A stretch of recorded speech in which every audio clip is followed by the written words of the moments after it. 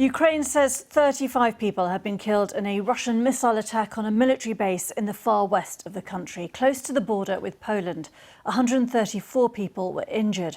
The Ukrainians say casualties were a mixture of military and civilians.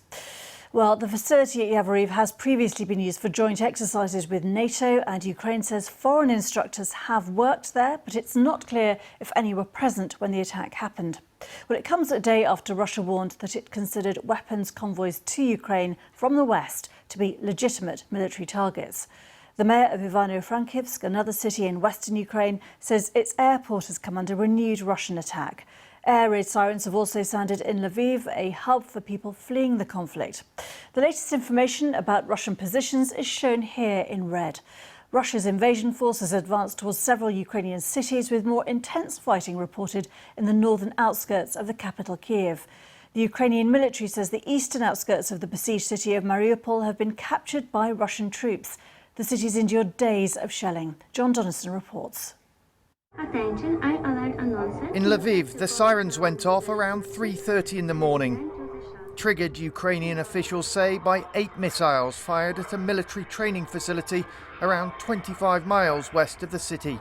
It's not far from the Polish border. On the outskirts of Kyiv, the roads are still open, but the fear is the Russians are coming. They're doing what they can to try and slow them down. At this checkpoint, all the Ukrainian soldiers are volunteered, given just 3 days training. Some of them teenagers, like 18-year-old Dmitro, until a few weeks ago, an economics student. I feel a bit scared because no one wants to die, even if it's for your country. Just northwest of Kyiv, a Ukrainian soldier shows off a Russian tank, destroyed, he says, with a British weapon. This one was shot from this beautiful thing, and I want to say a big thank to our British comrades that helping us.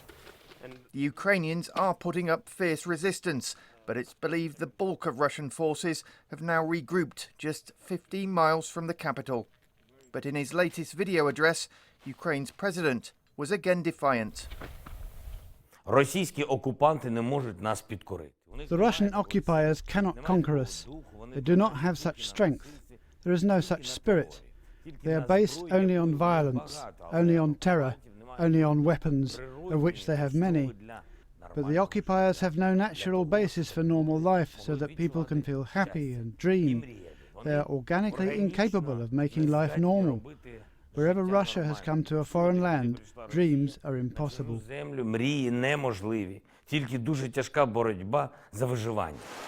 Irpin, a town described as the gateway to the capital, has seen some of the heaviest fighting.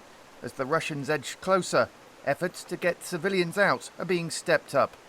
A senior Ukrainian minister said around 13,000 people were evacuated from cities on Saturday, almost twice the number as the day before. But she said the southern port city of Mariupol remains under Russian siege, with nobody able to get out, despite deteriorating conditions with no power and little food and water.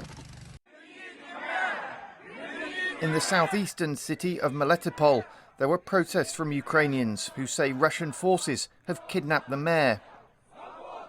And all the while, the number of refugees fleeing Ukraine continues to rise to more than 2.6 million, according to the United Nations. John Donison, BBC News.